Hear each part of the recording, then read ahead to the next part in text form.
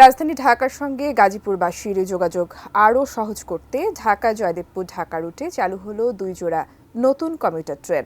গাজীপুরের শিববাড়ি থেকে গুলিস্তান পর্যন্ত চলবে বিআরটিসির এসি বাসও। সকালে প্রকল্প দুটির আনুষ্ঠানিক উদ্বোধন করেন সড়ক পরিবহন ও রেলপথ উপদেষ্টা মোহাম্মদ ফাউজুল কবির খান।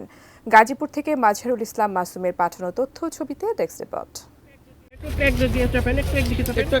বিজয় দিবসের প্রাক্কালে চালু হলো ঢাকা জয়দেবপুর কমিউটার ট্রেন। এই ট্রেনে গাজীপুর থেকে খুব কম সময়ে ঢাকায় অফিস করে ফিরতে পারবেন যাত্রীরা।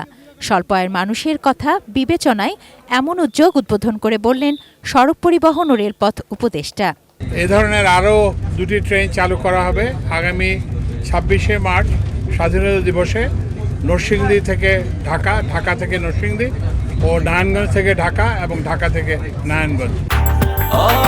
ব্রেকফাস্ট, টিফিন কিংবা স্ন্যাক টাইমে মজাদার আয়োজন মানে অল টাইম ব্রেড। তুরাগ ও জয়দেবপুর কমিউটার নামের ট্রেন প্রতিদিন ঢাকার কমলাপুর রেলওয়ে স্টেশন থেকে 4 বার ছেড়ে যাবে, আবার জয়দেবপুর থেকে 4 বার ঢাকায় আসবে। তুরাগ কমিউটার ঢাকা থেকে ছাড়ার সময় ভোর 5টা আর জয়দেবপুরে পৌঁছানোর সময় ভোর 6টা। জয়দেবপুর কমিউটার ঢাকা থেকে ভোর 5টা 25 মিনিটে ছেড়ে জয়দেবপুর পৌঁছবে 6টা 25 মিনিটে। আবার জয়দেবপুর থেকে তুরাগ কমিউটার সকাল 6:30টায় ছেড়ে ঢাকা পৌঁছবে সকাল 7টা 40 মিনিটে। এই সার্ভিস চালু করায় আনন্দিত এ রুটের যাত্রীরা। গাজীপুরবাসীর দুর্ভোগ লাঘব হবে এবং ঢাকা শহরের যে চাপ সেটাও লাঘবে। এখানে এই যোগাযোগ ব্যবস্থা সহযোগিতা করবে। ডেফিনেটলি রেলকে গণমুখী করার এই চমৎকার উদ্যোগগুলি জনগণ স্বাগত জানাবে, মানুষ সেবা পাবে। এরপর উপদেষ্টা বিআরটিসির বাস সার্ভিস উদ্বোধন করেন। এখন থেকে শিববাড়ি থেকে বিআরটি লেন হয়ে গুলিস্তান পর্যন্ত চলবে বিআরটিসির 10টি এসি বাস।